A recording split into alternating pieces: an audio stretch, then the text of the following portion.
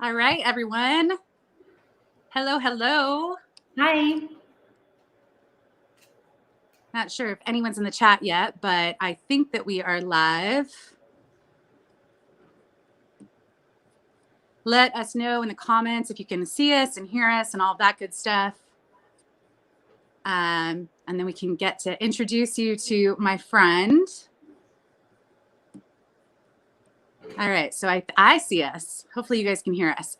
All right, guys. Well, we're going to probably wait for a few people to join, but if you are joining us now in the very beginning, hello. This is a super exciting live for me because I get to talk to a lot of resellers on YouTube, on Instagram, and most of the resellers that I talk to sell very similar things and have very similar business models as I do. But Laurel, who I'm going to introduce in a second, she actually has a very different reselling business model than I do, and I think probably a lot of us. And so I thought it would be fun to chat with her, learn about her reselling business, but also Laurel just went full time. And so she's actually the first of 3 YouTube lives that I'm going to do where I talk to people who are basically more recently full time than I am. And so I think we're probably going to see more and more people who either decide they want to go full time or they are forced to go full time. And it's kind of nerve wracking. And I think people have questions about it. So Laurel is the first in a little mini series. And okay, I see people. Hey guys. Hey Lori. Hey Tam. So excited everyone's here. All right. So Laurel is a friend of mine on Instagram, but she's also technically a family member. So not by blood, she married into our family. But Laurel is awesome. So she had a small business, and I will let her kind of talk about her different businesses that she's done. But she had a small business, and I made a purchase from her. This is probably 2 years ago, right when I first started reselling. And I don't even have it with me, but maybe, do you have any examples of your first? I can always show it on the. I didn't bring it down. Actually, maybe don't show it first because I've gotten way better. So yeah, I can show it on Instagram. So I followed you in your business, and that wasn't really reselling related. But then all of a sudden, you popped up a second Instagram, and you started this whole reselling business. And I was like, wait a second, I have this family member that resells too. And so we connected, and we actually have met at the bins a number of times, and we chit chat and we connect about a lot of things. And so I thought you were the perfect person to kind of talk to on YouTube. And I know everyone here is awesome in the comments, and we definitely will get to the comments soon. Probably the second half of this chat, we'll kind of answer any questions that anyone has. But Laurel, if you want to jump in and kind of tell us a little bit about who you are, what your businesses are, and how are you feeling being full-time? Yeah, thanks, Courtney. I'm so honored to be on this YouTube live with you. I've never done anything like this before, so definitely scary, but that's kind of my new motto. Like, if it scares you, it's probably a good thing to do to a certain degree. So just kind of leaning into that uncomfortableness. That's like the 2020 motto, I feel like, for a lot of people. So like you said, I had a side business while I was working my full-time office job. So I started Cotton & Comb is the name of my business about 3 years ago, I think sometime in 2017. And I actually started making macrame, which is pretty popular now. It's actually like this little rope thing in the background. So that's what the name came from, Cotton & Comb. So I like comb out the rope and all that. I did that a little bit, actually learned from YouTube. And then I quickly switched to hand-stamped brass goods because I paired like a little tag with a macrame keychain, and then I realized I actually like that medium a lot better. And then I made like practical things like dog tags, keychain tags, and then recently necklaces. So what made me switch to an additional business was I always have loved like thrifting, just reselling on my own. Like I had a Poshmark in college just to kind of like make some extra money, sell my not like lightly used clothes, like some good brands I would get. And then I realized like my home stuff, like I would buy something on Craigslist, kind of have it for a little bit, and then replace it with something else on Craigslist and kind of flip it, either like get my money back or profit from it. And so I would kind of post my thrifting stuff on my Cotton & Comb page, but I realized like I should just do this a totally separate gig, keep it separate from my tags. And so last year, actually, it's been one full year. I think June of 2019 was my first post on my Cotton and Comb home. So that's the sister business. And I am obsessed with everything neutral, obviously, as you can see. When I first started, like if you go to the very beginning, it was literally just pictures of items that I was selling. And then I slowly, because I had my full-time office job, I didn't have a lot of time to find inventory. And a lot of the times I'd find something on Craigslist and then I'd be at my job. And so the item would sell before I could get a hold of it. So that was a little bit disappointing.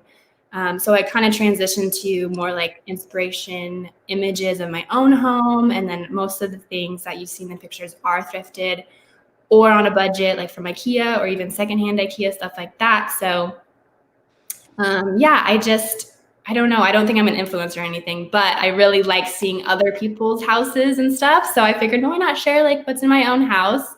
And it also helps to sell things because I'm usually styling the stuff that I'm selling. So I've actually gained a pretty good local following, which was one of the reasons why my switch to full-time wasn't so bad. I mean, it's only been a year, but I took the time to kind of establish that following, which was really helpful. So it wasn't just like an overnight thing. And a lot of people from my original business kind of switched over with me. So that's where I am today.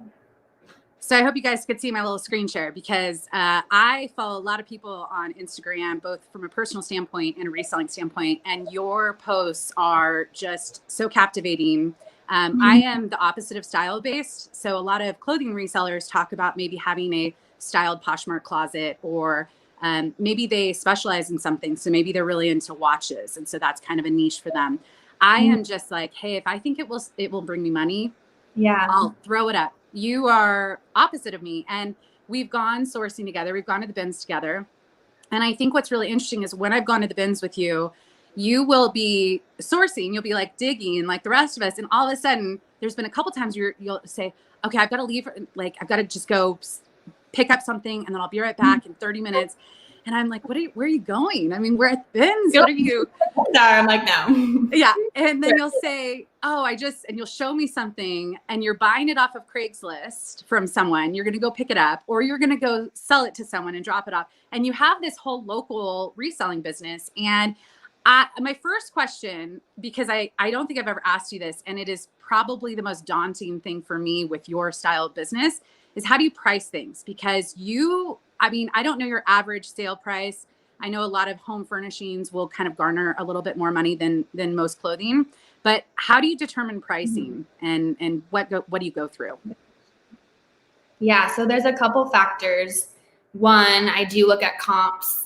There are a lot of vintage resellers on Instagram, so that helps, but it also depends like what area they are in. So some of the furniture, if like you're in Arizona or somewhere that kind of has maybe more thrift stores or just more inventory to source there. Here in California, I feel like a lot of people are doing this, so there's kind of slim pickings.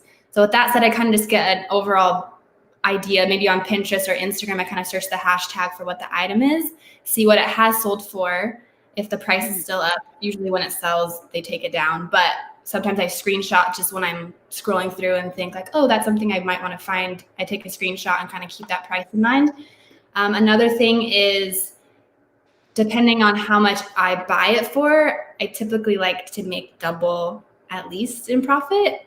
If that makes sense. So if someone's selling something that's like, I don't know, like $100, and I'm like, oh, that's way too overpriced for that item. It's cool, but I probably can find it somewhere else for cheaper. I'll just let it go. But if there's something that's more rare and it might be a little bit higher, I might just, grab it because like I won't see it again. So it just depends what the item is. That doesn't really answer your question, but no, it does. Yeah. Like from seeing things and following other vintage resellers just to see what people have purchased it for before kind of helps me get an idea. And I do have like notepads, and the screenshots really help. So I just kind of like look back on it. And a lot of the times it is the same things I'm sourcing, and it's much easier because I have this niche, group of neutrals, the boho kind of theme, tan objects. So I can kind of narrow down. It's not so overwhelming. Like if I see something at the bins, like when I was with you, I literally can like sit back and like scan everything, and my eye picks out the colors scheme. Right. So if it's like this red thing, I'm like, I don't even think about it. Like, even if it might be cool, I don't really even want it to be a part of my brand. However, I do tend to pick certain things out that I know are valuable and sell it on the side, like not a part of my Cotton and Comb. I just have it on like my own personal Facebook marketplace and Craigslist. So then I can kind of make profit off of that to buy something else for my brand. So I do a lot of side deals too, not associated with my brand, just so I can like get better inventory. Got it. Which, speaking of, you actually do kind of sell on Poshmark clothing? I do. It's like, don't look at it. It's embarrassing. It's like a little thing, just like my own personal closet. I just have them on there, and I kind of have like this whole closet downstairs of all my things to sell. And then if it sits in there a while and I look at it, like, oh, maybe I'll wear that again one day. But it's not like I'm not in a rush to sell it. So it kind of helps me like keep my closet fresh, because then if I don't look at it for a while, it's new to me again if it hasn't sold. So yeah. Got it. But you at least know the platform, and you kind of have. So yeah. So, okay. So one of the things from a clothing perspective is, kind of quick flips versus like a long tail sale. So like I am someone with space to have a large inventory. So if I pick something up and it doesn't sell for a year, it's not really going to ruin my world. But I know people in like studio apartments, they don't have a lot of space that you with furniture, what kind of space do you have? How do you manage that? How quickly do you flip things? What's your goal? Right. So that's why I have to be really picky with the inventory pieces. So we actually just got a Sprinter van. Well, it's a transit, but we got a van for camping in. So I literally have this huge vehicle. So I can pick up bigger pieces of furniture than, the normal everyday person with just a car. So it's cheaper for me to just go get it really quick, come home, versus like someone else like, oh, I really like that dresser, but I don't have any transportation. I have to call a friend for a truck, this and that. So it's not worth my time or money, maybe to rent a car. So the bigger items, I also have a garage. Thankfully, it's kind of hard to get one in Ventura, but we have a nice apartment. So we do have this space. And like I said, the furniture that I get, I kind of know if it's popular enough to sell quick, because I don't want to have a lot of stuff saved up, which is why in the meantime, I love the big furniture because I can usually flip it pretty fast and get a larger profit. But in the meantime, I like to go to the bins for like the smaller home goods stuff. So that's, just like stuff on your shelf, and that's easier to store. And I would like to do like, sometimes when I first started, I would do weekly story sales for the smaller objects. And so, yeah, I do have space to store stuff, but because I am really picky with what I get, and I only recently went full time, so I hadn't really sourced a lot. So now it might be a different question. Now that I do have time and I do start collecting things, I'll just put it in my garage. So got it. So it's never an issue before because I didn't have time to like get a lot of stuff. Yeah. So on that note, which actually Sell Quick, Ship Quick, Tiffany and Hugo, you've actually met them. Oh, yeah.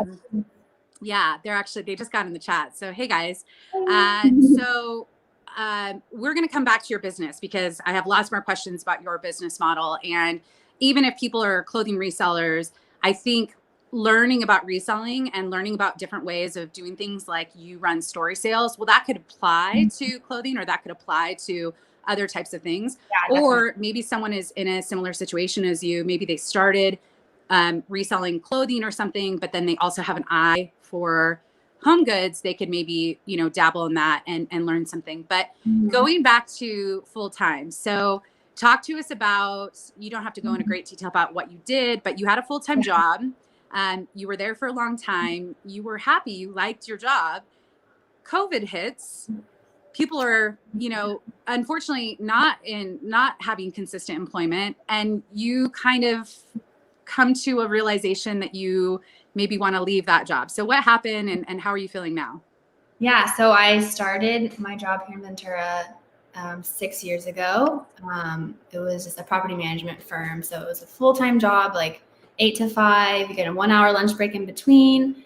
You get your weekends off. So like almost like working for the weekend kind of thing. I'd get home from work, I'd be so exhausted, but it was like an office job where I was lacking that creativity. So that's when I started Cotton and Comb, because I needed something creative to do, and I was content and it was fine. And, you know, my full-time job funded starting that business, and I was able to take my time because I had that steady paycheck coming, and then there was no stress of, you really need to do this, you need to like reach this goal and do this and all that. So I was literally just doing it for fun. So little by little, I was new to the town. I didn't really know anyone besides my coworkers. And because I started this side business, I went to local markets, which was absolutely horrifying because I'm an introvert and I'm actually really shy. So I was like, again, like, if it's scary, you should probably do it. And like, it's good for you to grow. And so I met a lot of people just doing that little by little. I've like have some of my best friends now who also own their own businesses. So it kind of just slowly built on each other. And I, like, in the back of my head, I knew I loved doing this creative side business. It was really fun. And I was like content with my job. Everything was going well. And then COVID hits, and I would still go to the office. It was a really small office. So we had our own little rooms, and we would be quarantined away.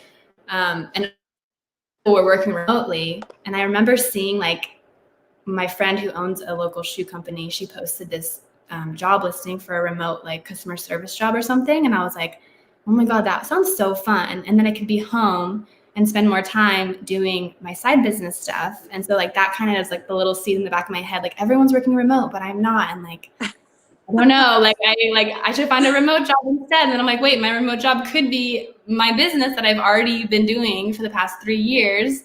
Plus I had like the home stuff on the side for the last year, and the furniture stuff was like taking off, and I like would make so much more money from furniture pieces because my tags were such a lower price point. It was nice to have both.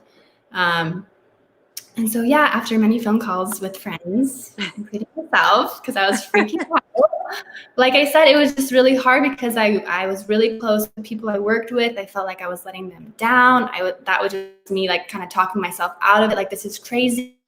You're in a global pandemic. Why are you quitting your steady job? People like would be like so happy to keep their job. What are you doing? Like, and so I was like, there's a reason I'm having these feelings. So I just, it wasn't going away. There was no right time. If I didn't do it now, I wouldn't do it. So I gave him like a 4-week notice. So I had time to kind of just wrap everything up, parted on good terms. Still am friends with everybody. So time heals all. But it was just crazy. Like, in my head, I just realized, like, there's no way I would ever quit my job. Like, I'm not a quitter. But I had to do it because there was just something, I couldn't not pursue this side job and see where it could go. And I because I was so passionate about it, I'm like, this has to be something good. Like, something good will come of this. And here I am. So it's only been like 4 weeks since leaving my office job. But everyone, like, all my followers have been so supportive. I announced it. Everyone's like congratulating me. And that's the thing. It's like, it wasn't just me quitting my job. Like, oh, I'm so amazing. I've worked so hard. I've been consistent. It's like, reason why I'm even in this position. Like, my husband encourages me to keep going. Like, all the people I've met who do this, like, they've been doing their own full-time jobs forever. So I look up to those people, like people in my community who have like their own brick and mortar shops. Like, everyone was just so encouraging, and it really does take a community for everyone to succeed. So yeah, so excited. So it's been 4 weeks since you've gone full time. So what are some things, like, you obviously were stewing on going full time for a while, and it's obviously hard to go full time when there's so much uncertainty with things going on in the world. But did you have like a list of things that you were, okay, if I go full time, I'm going to try and do this, this, and this? Like, what were some of those things that you wanted to add on your plate with extra time? Yeah. So I don't really know much about the algorithm, but I do know if I post consistently and hashtag and just, social, I'm actually being social on social media and showing up. I can get more reach. So I had more time to kind of create content, take pictures, style them, not just like put something out there that I kind of half-assed and like onto my work day, like at the office, like I don't have time to post during work. So really like cleaning up my Instagram feed, because visuals really sell, especially for online businesses. And I actually surprisingly, like this last quarter was my highest net sales amount, because people are being really supportive for small businesses and people are shopping online because they can't really go anywhere. And so just like having that online presence and working on my brand was something that I really wanted to continue and work on. And I kind of rebranded and made it more me. And then my home stuff, it's been slower because some thrift stores aren't even allowing furniture donations. I noticed like my local Goodwills only have the small stuff on the shelves. So I'm kind of waiting on that. I'm mostly just shopping on Craigslist for bigger pieces. I actually looked out and I found some really cool things this morning. So I'm going to be posting those soon. Yeah. I'm so excited. So I just wanted to pull up in case there's anyone new. People are going to join through this live, and so I'll probably pop this up just so they have some reference of what your style is. So here's a question for you that I've thought a lot about. You have a very specific style, and it is very trendy right now and is very in, and it's actually very California. I feel like your style, it speaks to kind of the beach community where you live and a lot of the beach communities here. So it'll probably be a California style for some time. But what are you going to do? Yeah. Or how are you going to evolve when styles change? Do you see yourself just constantly being inspired by certain things and trying to stay up with what might be things that people are looking for? Are you just going to stay with what you like, or how is that going to work? That's a good question. Well, I'm renting right now. So if I could, I would not have that brown carpet. So I'm kind of like working with what I got. So I know that's not in style, but yeah, that's really interesting. A couple of years ago, like when that Marie Kondo book came out, I was like obsessed with minimalism. And I was like, I didn't have a lot of stuff since graduating college, like not too long ago, but I like realizing, wow, these things clutter, like it comes out of nowhere. Like I've been in this house for 4 years and I'm like, where did this come from? Like, I don't even think I'm a hoarder or anything. And so I was just like really into minimalism. Like I only want what I like need. Like if I'm not using it, like it's out the door. And so that's when I would donate stuff and like replace it with what I actually like. So I don't know. I think I'm always going to have the style of, if it's practical, if it's pretty, it's like a thumbs up for me. So I don't know if that ever will go out of style, but I don't know. I've never really liked color anyway, or I haven't really been drawn to color. Not saying it's not good. I think that for me to sell neutrals, it's easier to blend with everyone's style. Like it's not just, I think it's easier to evolve with this color palette, because I sell things to so many different people and they tag me with like the stuff that they've bought from me. And I'm like, oh, wow, that's an entirely different vibe in their house. And it works. Yeah. So yeah. And yeah, I remember like there was a picture of that peacock chair. So that's another thing I started. I have like 3 different types of peacock chairs now that I'm going to rent out for the local community. I've actually like people who do like bridal showers, baby showers, stuff like that. So I've gotten a few of those. I mean, not as recently because of COVID, but people are doing like drive-by baby showers and like reaching out to me. So that's something that's kind of on the back burner. But that's another like source of income. Yeah, that's one of them.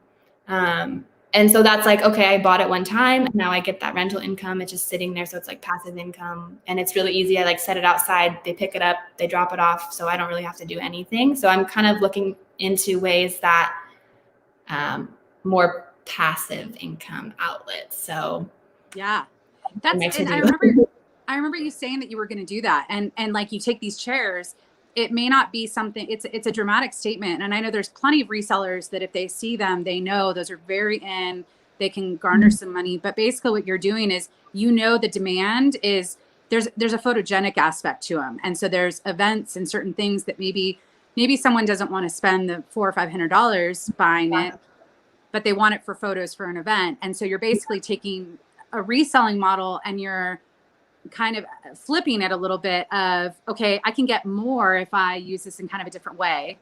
Right. Which I find absolutely fascinating, because I look at that and I'm like, I would love that in my house. But at the price, like, where would I actually put it? I don't really need it. It's pretty, but like, same with me. Like, it's literally sitting in my garage because like I don't have anywhere in my actual house. Like, I love it. I love seeing it styled in people's houses, but like realistically, I don't really have a spot for it. And it looks better in pictures, like at events. So yeah, it's so. And people who so like already awesome. been following me who are local, they know, and then like it's their referral and their referral and then a friend of a friend. So slowly but surely, growing organically. I know I don't have that many followers, but they are real people, so I'm content with that. Yeah, no, that's it's awesome. It's again, I mean, there's just so much, and some people, I mean, I love when I see colorful feeds as well, but I think there's something so pleasant. And like you said, which I never really put into perspective, I can take a piece and put it in my house because it is neutral and it lives a different life and a different style. But you can't always do that with colors. So it's interesting that, I mean, it's what you like, but it's also probably easier to sell. Exactly.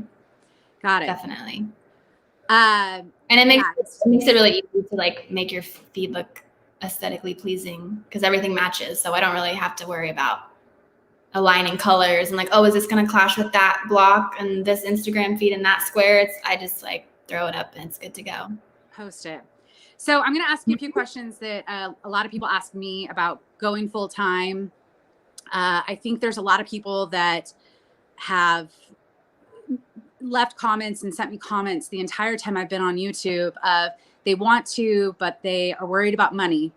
They're worried about if they're at a place in that point of their sales where it makes sense, because maybe they haven't been doing it for a year. They don't have the historical data as far as, you know, slow months versus.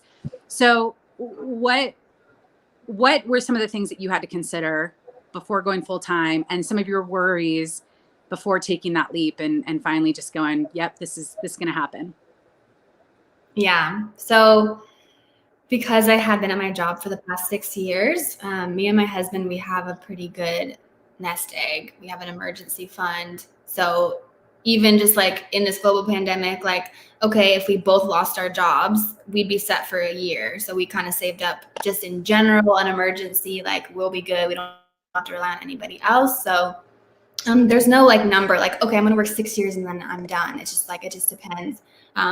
My husband's better at the financial planning. He has his little spreadsheet and like all of our monthly expenses and all that. But the thing was, I found myself like at my full-time job, like because I would be spending so much time there, and I'm like, oh, I'm making a steady paycheck. I can buy that. I deserve that like $500 this or that. Even though why do I need that? I don't need it. I just like was feeling like, oh, because I worked really hard, like, sure, like I should buy that thing. So when knowing that I don't have that steady paycheck, it's almost more of like a challenge to be like, okay, what can I eliminate? Not like sacrifice. It's more, I would rather be my own boss than buy that new shirt or buy those jeans. Like that's not going to make me happy. So you can do anything you want. You just can't do everything. So I kind of like scaled back. Okay, what can I actually do on a day-to-day basis? And because we had that savings, that was really easy. I mean, I definitely am working on what my goal is for each month and like what the sales I need to hit to pay myself. And we're kind of figuring all that. I literally talked to an accountant yesterday for an hour to get my QuickBooks in order and actually use my reports to know how, like how much profit am I making? How much can I pay myself? I mean, I don't want to say like, oh, my husband supports me 100%. No, like I didn't want to be dependent on somebody else. Like I want to pay my share, and, I don't want to be a burden to anybody. So knowing that I had the savings, it kind of gave me some extra time to figure out what my income could be and how I could pay myself. So ask me this next year and I'll have a better answer. But yeah, no, when you have your full-time job, it's like you have that backup, and like now I'm working so much harder, but it's like, it's so fun. It's not really like a chore, and I have the time to do it. And So, That made okay, it easier. your current business model is basically going to evolve now that you've moved full time, and you're going to kind of figure things out and test new things and all of that. Since you do dabble in clothing, what is something that you think is the same in reselling, no matter if it's home furnishings or if it's clothing or electronics? Like, what is something that you've learned with your reselling business that if someone had to say, like, do you have any tips or any advice, no matter what they're reselling, what would you suggest? Honestly, it depends. I just know what brands my peers like, what's kind of trendy. If people don't, if it could be the same style shirt, but if it's not like a known brand, I don't know how well it will sell. So it just depends. Like, do people know what this item is? Do people know the value? And just like being aware of what you as a consumer would want. I mean, that's more niche for me because you sell all different types of things. But now you know like what brands are popular, right? Like you pick up a shirt and say like, oh yeah, for sure, this is this value. So I think it just, oh, the mailman just came. Okay, sorry, it scared me. So that's a similarity, just kind of being aware what is popular, like depending on what, category you are selling. Yeah. Yeah, and good pictures too. Okay. Definitely sell more when I'm like holding up something and like actually styling it. So versus like, okay, this is a shirt and now I'm actually wearing the shirt. Like styling it will sell more. People want to see what it looks like in real life. Yeah. And I think there are clothing resellers. I mean, I could probably, and I'm sure people could list off a whole bunch in the clothing reselling community that style and take great pride. A lot of them model, which is extra time and also just extra creative aspects. But I don't know. I think with yours, so like, let's just take an example. You buy something maybe for $50 and then maybe you flip it for 200. Is that kind of what you go for, what you do? Yeah. That would be so, nice. Yeah, exactly. So, I mean, clothing, for me, it's like, if I'm going to sell something for 25 after fees, extra time to yeah. I get. So I don't know. I feel like, with the bigger stuff or with more valuable stuff, I can see. Sorry, it kind of cut out. You're going to cut out? No, you cut out for a second, but you're good now. Okay. Yeah, internet connections are great. So yeah, yeah, that's true. So like with the bigger stuff that I like know I'm making a bigger profit off of it, I will spend more time styling it just so I can get that quick sale because I don't want this big thing in my garage.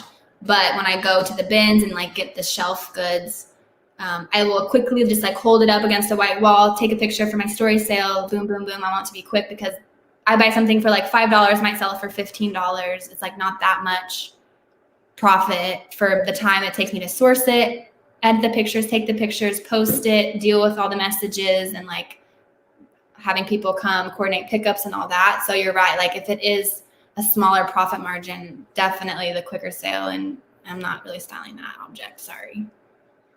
Got it. Okay. So talk about story sales for a second, because I know there's actually clothing resellers that do story sales, but what do you do with your business? How often do you do it? And how do you deal with like the payments and the handoff and all that kind of stuff?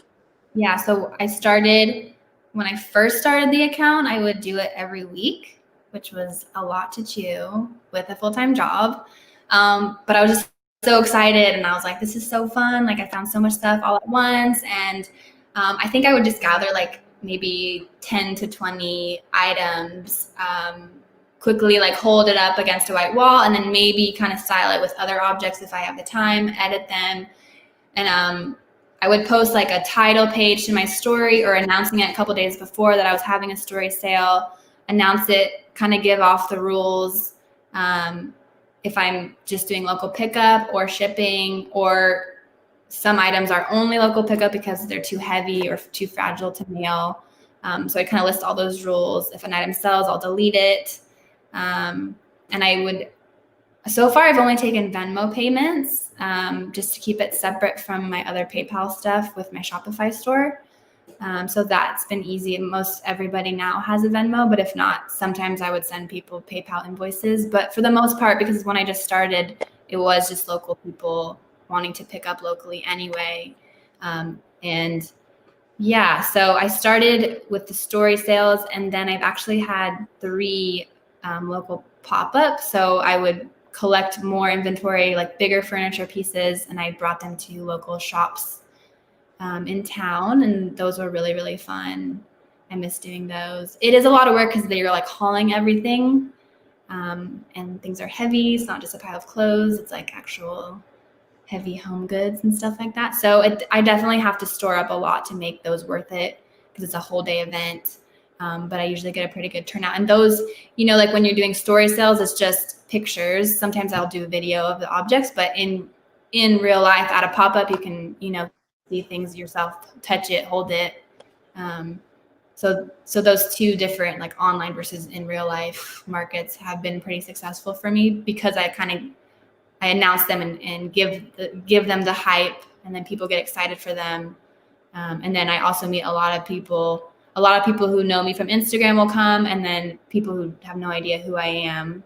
Then I meet people in real life that way, who then end up following me, and then it's their whole circle of people finding me. So definitely love the markets and miss them. So hopefully by Christmas, maybe we'll get to do something. I don't know.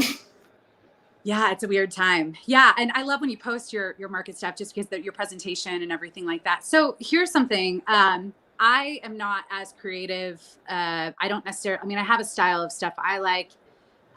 But if you were, let's say I was really interested in home decor and I was selling clothing and I wanted to dabble into kind of what you do primarily, what would you suggest? Do you think, like you kind of already stated, that when you're at the bins and you have certain color scheme, it's easier to kind of scan for, kind of tan and baskets and wicker and that kind of stuff. But you also pick up other things if you think they hold value. So what would be your tip to someone like me who sells almost no home furnishings?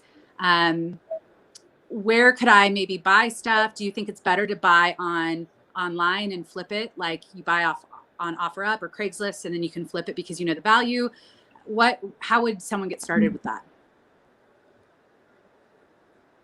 Yeah. So it's nice to have like different places to source from. So if some days I go to thrift stores, like even the Goodwill, or obviously the Goodwill bins is really nice because you can get a lot for a little. You just have to do a little bit more searching and get your hands dirty.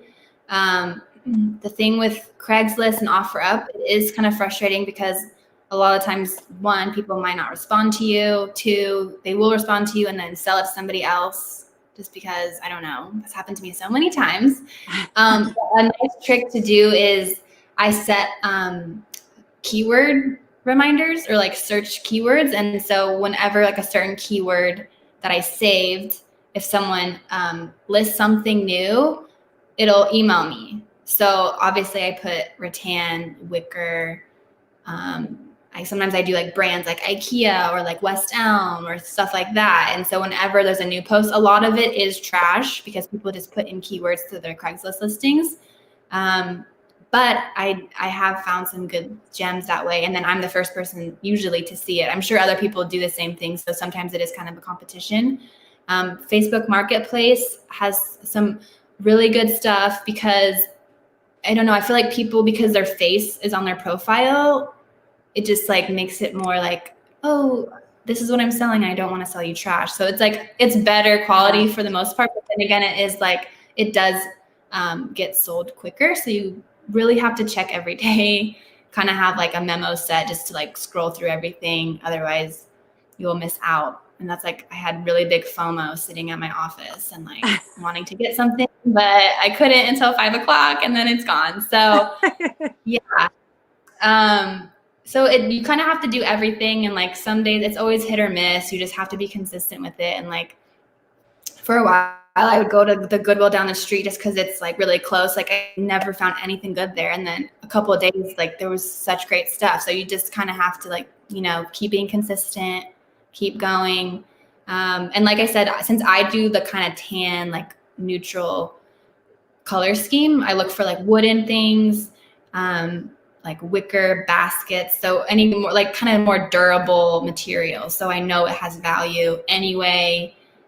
So if you don't want to just have that neutral aesthetic, just look for materials that are more quality and could last, because they've already been used. So they have to be not just like nasty plastic stuff, obviously. So. But you also know some of the IKEA stuff that they no longer make that are that are desirable. Yeah, like that bench. Not find that bench anywhere. I'm like, I want it back. Why did I sell it? Okay, yeah. So I'm gonna find really good stuff, and then I like want to keep it myself. Or sometimes I do keep it, and then when I'm like tired of it, I resell it. Or things I've purchased on my own, I like sell them again. So I kind of just do the whole mix and match scenario.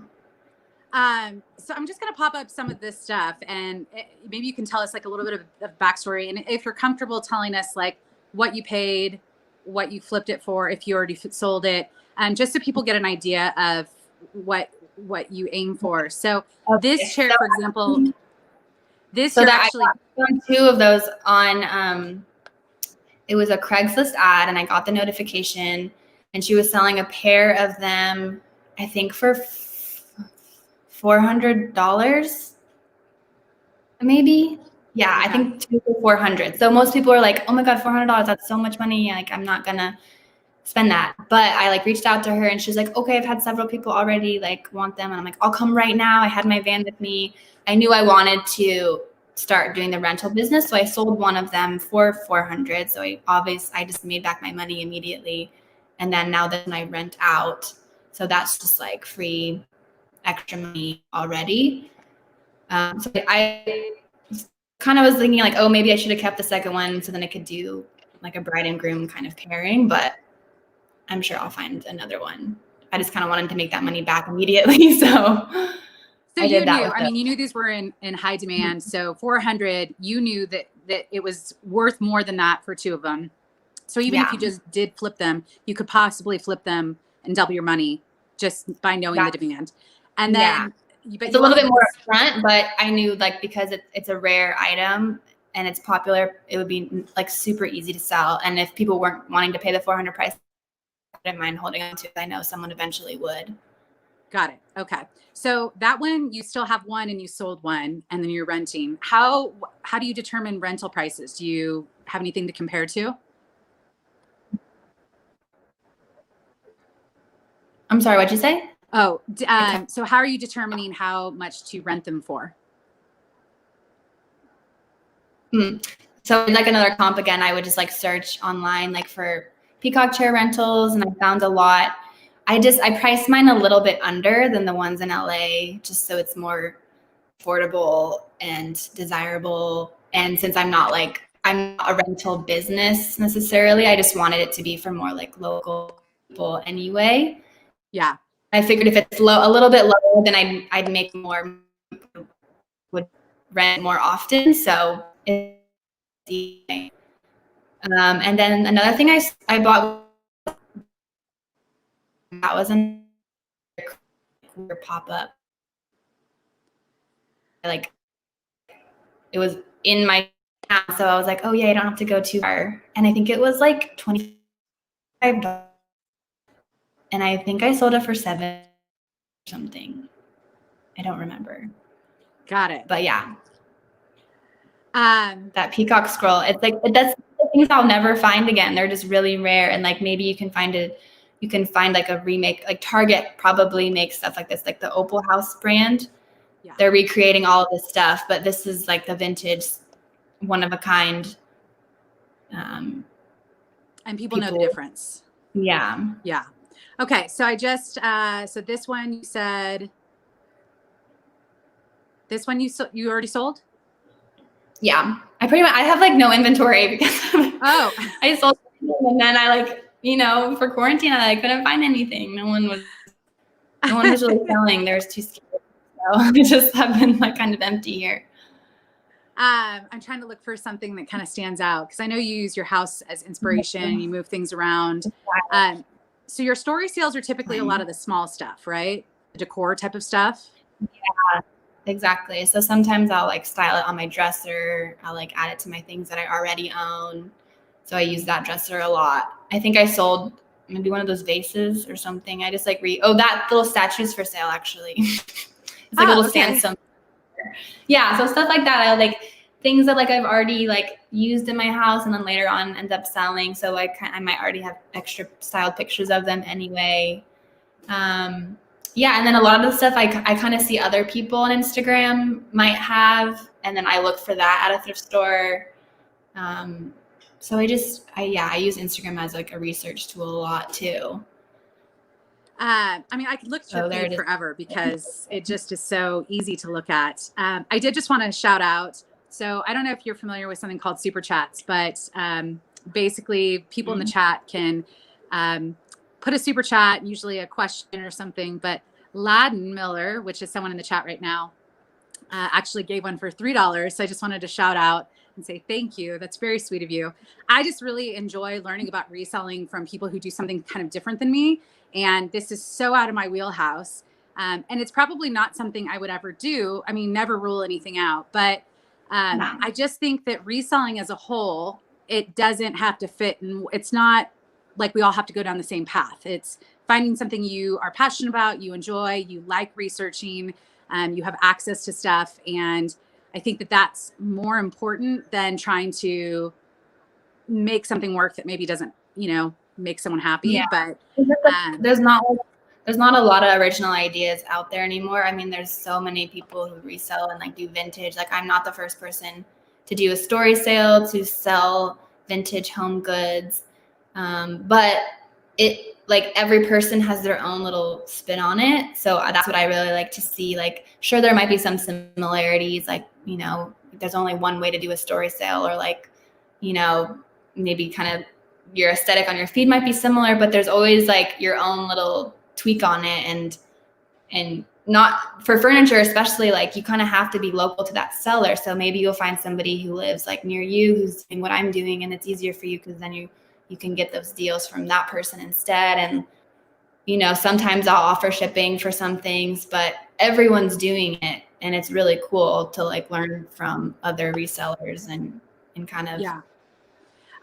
So what are some things that so you're going to continue with Cotton and Comb Home, which is like more of the furniture. And obviously when things get a little bit easier to go out and buy and stuff like that, it will, it will simplify everything. But your tag business, you're still going to continue doing. You just launched necklaces. How is that going for you? And what is your plan with that?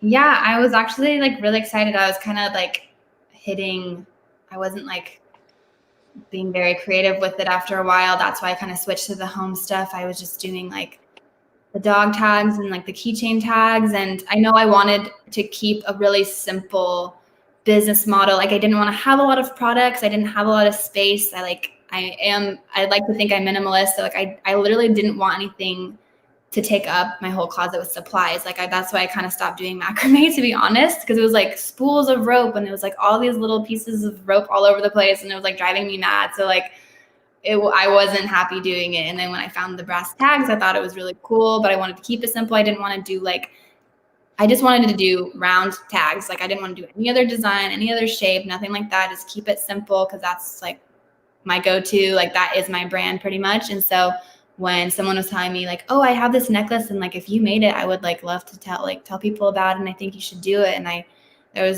don't think I'm not a jewelry maker. Like that's a whole nother animal, I feel like. So I did it, and I was like, I don't know how this is gonna go. Like I hope people like it. So now I'm like, why didn't I do this sooner? And it's still really simple. It's still the same materials. I'm just adding the chain to it, and I can like personalize it. And there's so many unique things and sayings you can do. Like if you didn't want to like put on your key tags or keychain, like wear on your neck. More people wear necklaces than anything. So I'm coming out with a new design this week, actually. So if you want to follow me on there, stay tuned for that. So I'm just really excited. I like switched up my logo again, and it feels more like me. And like, I don't know, before I think I tried to not copy other people, but like, what should I be doing? Like I'm doing all this research, taking all these classes of like how to run a business. And then I kind of just like let it go. And and kind of followed my own intuition to be like, you know what, this is who I am. This is what I'm going to do. I've kind of slowly started to show my face on stories because this is really scary for me to even be doing this. So, you know, like I feel like if I'm, like I said, like if I'm a consumer and I'm following a small shop, like that's why I want to follow them. It's not like, yeah, their product is good, but it's probably like, I want to know who the maker is. I want to know the person who's making these objects and like kind of get to know their backstory a little bit more, like who they are.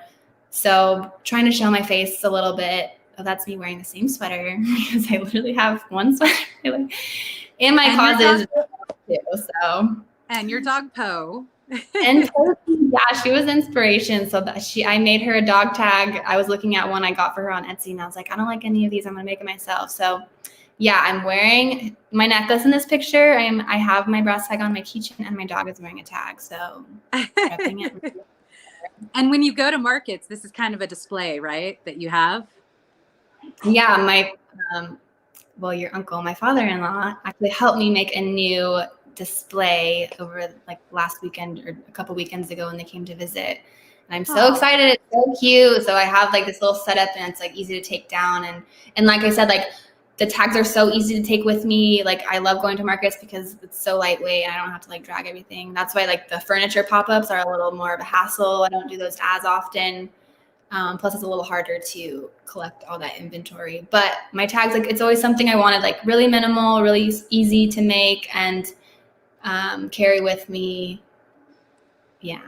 Because I had my full-time job. So I was like, oh, I got to keep it simple. But now that I have more time, I'm like branching out with the necklaces and all that. So I might collab with a jewelry maker. She's going to make a ring maybe, and I'm going to like hand stamp on that or collab with other people locally and people I've met online too. So I'm doing a couple giveaways this month as well. So yeah, a lot of fun stuff planned and I'm just getting started. So you are just getting started. So on that note, I mean, and again, I'll try and link, I think I've linked her Instagram pages, but if you type it in Instagram, you can also find her. So on that note, so you've got two revenue streams right now. You've got Cotton and Comb Home, and then you have Cotton and Comb, the tags, and you're kind of expanding on both. Are you planning on adding any more? What are you looking at as maybe testing in the future? Right now, that's a lot. So I mean, I'm doing like my own selling stuff on the side, like my Poshmark closet. I need to just take more pictures for that and just like, you know, organizing my house and just kind of getting rid of the excess always. So I'm always, if I'm not doing Cotton and Comb, I'm doing some other side something always. Like I grew up going thrifting with my mom and I've always loved that. So it wasn't just an overnight thing. Like I said, I've been reselling a long time now that I think about it. And I just never really like thought of myself as an entrepreneur, but now I'm like, I am. Like, it's okay to admit that. Like I have this huge imposter syndrome. So I'm like, why do you want to talk to me? Like, I don't know anything. Like, I'm just making it up, to be honest. But whenever I talk to people who I think have made it, like they're saying the same thing, that like, you just kind of have to fake it till you make it and like, just keep doing it and try new things. If it doesn't work, you know, try something else. So it's true. I think I get so many questions and comments and I'm like, we're all just feeling the same way. And I don't know. But yeah. So I'm going to go through there have been some questions that I've missed, but if you guys have any questions, we'll spend kind of this last portion answering anything you guys want to know from Laurel about her businesses, about going full time, because I know there's a lot of people that want to go full time who aren't. And there's, you know, lots of things people want to know. And obviously I'm full time. It's just been a little bit longer and most people have heard my story on the channel. But okay, so here's one.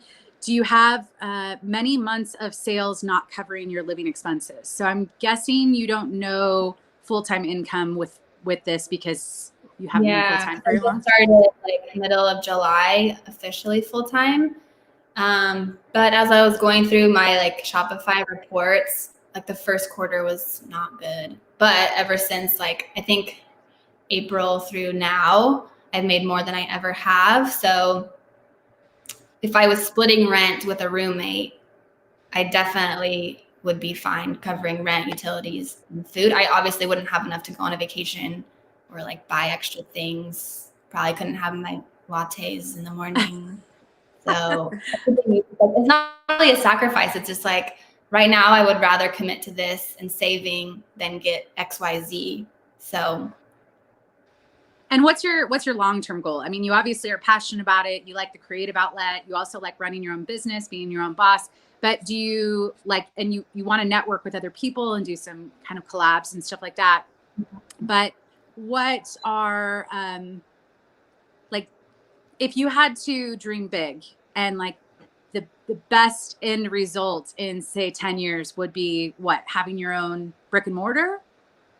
Yeah, I've thought about that. Like a lot of people on Instagram I follow do have their own brick and mortar, and they travel around places, like even different states, to source product, which would be so fun. I also think it would be fun to save up and get like an Airbnb type situation and maybe like style Airbnbs for people or do it for myself. I don't have any training in interior design, but if I could collab with somebody or, you know, in the future, anything to that degree, I would love that. I like doing the tags. I like making things, but I don't know how, you know, it's just me making them. So if I get too big, I'd probably have to look into like hiring people to help me make stuff. But the furniture and the reselling, I could definitely see myself having a shop one day. So that is a goal. Because I've kind of like, when you do the markets and when you go into the stores and kind of have a setup, I'm thinking, gosh, I mean, if she could get enough product, she could have her like an entire store. Yeah, and I do have some items like in a local shop, Findings Market downtown. Not a lot, so I'm just like starting out, but that is an option to start doing more consignment for local shops and things like that. So you do have that inventory as some options for consignment? Mm-hmm. Got it. Yeah, just that one though. Let's see. So I think a lot of people are looking at your Instagram pages right now because they keep asking for the links and I keep posting them. So I think they're now just like in the stream of beauty that your Instagram. So so one of the things that I talk about a lot is getting off of Instagram because I feel like Instagram can really eat away a lot of time. And recently I posted a little bit more. I'm trying to kind of up my content there a little bit. But I'm trying not to scroll and like spend too much time absorbing content. But how much of your business is actually coming from Instagram and how much time do you spend on Instagram? Too much. It's actually embarrassing. But I set like a reminder to out after certain hours or like after like a day or something. It's like reminder, like but it's there to just kind of remind me like, okay, you need to be more intentional and like look up and like you're not being productive at a certain point. I do use Instagram for a lot of inspiration, but after a certain point, I just feel like, oh, I'm comparing myself. Like I'm not as good as this person, you know. But a lot of my sales come from Instagram, so I feel like I do have to have a presence there and actually like post at least every other day or like make a story or something because it really does help. Like if my sales come from Google, it's because they already know me from Instagram. Like if it's a direct like search, it shows me on my Shopify, but I feel like 90% is from Instagram, and it's kind of scary. Like what if Instagram shuts down? How would I do my business? But that's why I'm starting to do like a newsletter, trying to collect emails so I could still communicate with my followers if that were to happen. But it is scary to think about because that's why I like to do story sales because Instagram is like the main hub of where everyone's looking. Got it. It's easy to like. There's definitely opportunity there. And I know more and more people are doing kind of the story sales, specifically with clothing. But so here's a question, which I actually thought about earlier, but I forgot to ask. Have you thought about home staging? I have actually, not for like necessarily selling. I have like not that kind of home staging, which is what it is. But I've thought about maybe consulting, like people can hire me to come into their home and maybe like either rearrange a room or kind of give them new ideas of like how to use the space and rework the flow of a certain room. But I don't know. That's so scary. I should do it. You know, it's scary. I should do it. I don't know. But that's a good idea. I just like don't know a lot about it, so I wouldn't know where to start, but definitely intrigued by any sort of rearranging, because if you saw my Instagram, I have couches in different areas of the house probably every other week. So I do it all by myself. I make sure the furniture isn't too heavy because I don't want to bother Jason with it. And I'm just, don't worry about me. I'm going to do it. He doesn't get mad. He just shakes his head. Yeah, I can't even imagine. I know. Well, it's funny because there's someone here. My realtor uses someone to do virtual staging. So these days, a lot of realtors, it's cheaper because you don't have to deal with the moving of furniture to just virtually place things. So I feel like that's an opportunity of being the design behind that. But I mean, to your point, you already have a lot going on. So to add on something, it's like, when do you have the time? Yeah. So that's why, like, once I get in a good rhythm of my day-to-day, what my day will look like, not having to go into the office and kind of making that structure for myself. I feel like, I'm not that I'll get bored of it, but definitely once I kind of have it more like habitually, like, this is what I do. Oh, now I have this, block of time to kind of like research other opportunities. Right. So you mentioned at one point that you saw the job with your friend or someone that you followed. Did you ever end up doing that as like a part-time thing? Oh yeah. Oh, does that count? I'm doing this full time, but I have like 4 hours, maybe 8 hours a week at her company. But it's literally just like, it's, can I say the name of it? Or no? It's on the internet. I mean, Okay, yeah, you're right. That's right. So she sells some shoes. She makes really great shoes, and she's local. And they have like a warehouse on the avenue, and it's her and her husband. He's a woodworker, so he made the coffee table in my house. And I literally just show up like 4 hours, maybe twice a week, and I fulfill shoe orders. So it's very, okay, here are the orders, place them in the box, seal them up, out the door. Like, I don't have to think about anything. It's nice because I'm getting that social interaction. So it wasn't just like, oh, I'm in an office with people all day, to like, I'm by myself with my dog, which I'd be fine anyway. But it is nice to kind of show up and be with one other person while we're at that warehouse and, be needed and like do something useful and kind of, okay, because I have those 4 hours to do this job. I'm making like Coke money, but it helps me stay productive. It helps me stay productive because I'm like, okay, at least I did that and I helped them out. And now while I'm like packing shoes, I'm like thinking about like, okay, what do I need to do when I go home? I need to do these things. So it kind of helps me just like take a step back. And then once I'm home, I can like hit the ground running and get all my stuff done. Yeah. And I know we talked about it before you left your job, that you were kind of thinking about doing that. And that would be kind of a good intermediate type of thing of, you still have something to go to. You're not completely on your own, but it's so minimal. I feel like resellers being full-time, you do wear a lot of hats. You do, I don't know. It's, especially in the beginning, trying to figure out what's going to work with your schedule and income and all of that. It's just trial and error. But so here's someone, she actually has a YouTube channel. Hey, Kelly. So she, so what, I mean, like there's an example for you. Like, let's say someone is looking at your Instagram feed and they say, I love your style. I want you to do this. I mean, is there anything you can do virtually for someone that would be able to help them out? Or is it really? I mean, I feel like, I don't know what this would be, but like, maybe I could offer like, oh, here are some links of similar items and like different price points. I feel like I've seen like some HGTV show where they do that. Like, okay, like I'll give you ideas and you pick what items you actually want. So like I can do like a mood board maybe, and then be like, here are the items that are similar from Pinterest, and like you can buy it from IKEA or you can buy it from Westham, or you could try your luck getting it thrifted or something, just to have some kind of idea. Yeah, I mean, I feel like there's like some kind of software to like stage a room. Obviously, I just don't know. Yeah.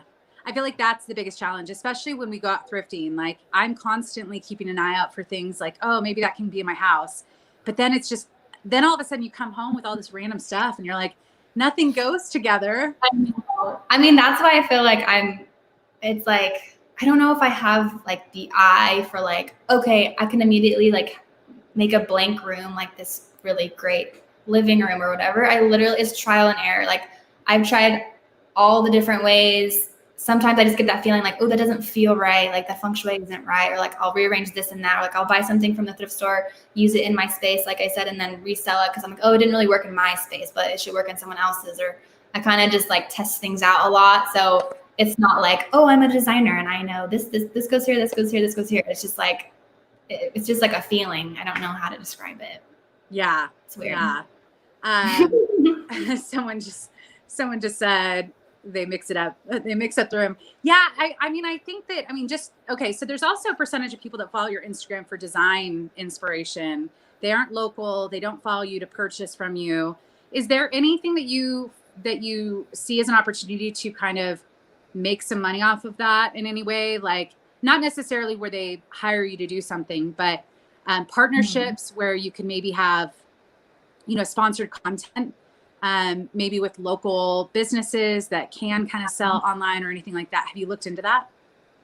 I haven't. I wouldn't even know where to get started. But what I do like, since I don't just like list, okay, this is an item for sale, this is an item for sale, I kind of like incorporate my home style and how you can, I want to be able to inspire other people. Like you go thrifting yourself, it's really fun. Like you can find similar items. But what I like to do is incorporate local makers, products in my home. So like you'll see a lot of like this local crystal company and she makes candles. And then I know a lot of ceramicists, this one I'm drinking out of. So I like being able to support other makers and we do a lot of trades and stuff like that. So yeah, I don't know about sponsored posts if I'm like that big yet, but maybe one day. I think it would be more like products that I actually would use myself. Like I wouldn't just want to be like an advertisement. So like, oh, I like tested it out and like I really like it and I'm really minimal and I only keep what's practical and quality. So maybe people would want to know. Yeah. I don't know. Weird. Like I don't know why people would want to know about my life, but I like to know about other people. So there, can't be too weird. They do. So I just posted both of your Instagram accounts. Is there anything? So you basically use those two accounts as part of your business. You also have your Shopify. So that's is that Cotton and Comb? The tag account, the Cotton and Comb, that link in that profile, it goes to my Shopify website to buy the tags. The Cotton and Comb homepage is I think it's just like a personal Instagram. It's not even the business page. So this is where I will post on my stories if I'm doing any sales. I don't have a website for the furniture. Because it's mostly through Instagram. Mm-hmm. So I just posted those and I will, for anyone watching this after this is live, I'll make sure it's in the description as well. So go give her a follow, be inspired. Laurel, any other things you want to share? Are you going to start a YouTube channel? I don't know about that. I don't know what else I could talk about, actually. I'd probably just like maybe going thrifting would be cool. I think I definitely want to do more like stories. I'm trying to figure out that new Reels thing. I just have a really hard time with video editing. I've never done that. So I think I spent like 45 minutes making a video of me like making matcha and it turned out horrible. I'm like, I just spent all this time doing this and I should be like fulfilling orders or like doing my accounting. So I don't know. Maybe one day, maybe you can teach me how to do YouTube, but I don't think I know how to do it either, but well, I'm really glad that you hung out and kind of explained your business. I know it's just a different part of reselling and it's not what everyone is doing, but I feel like we can all learn from each other. And so, yeah, I'm really excited that you're full time and I can't wait to see where you go. So thank you so much. This was really fun and I'm glad I did it. So yeah, I hope I didn't bore anybody, but no. Thanks for being everyone's official interview. YouTube. I know it's weird at first, but all right, guys. Well, thank you. Hit the thumbs up if you are still here for Laurel. Go check her out. Go give her a follow. Being full-time new is really scary. So, but I think it's really exciting. So anyways, I'll see you guys in the next one. And yeah, thanks guys. Yeah.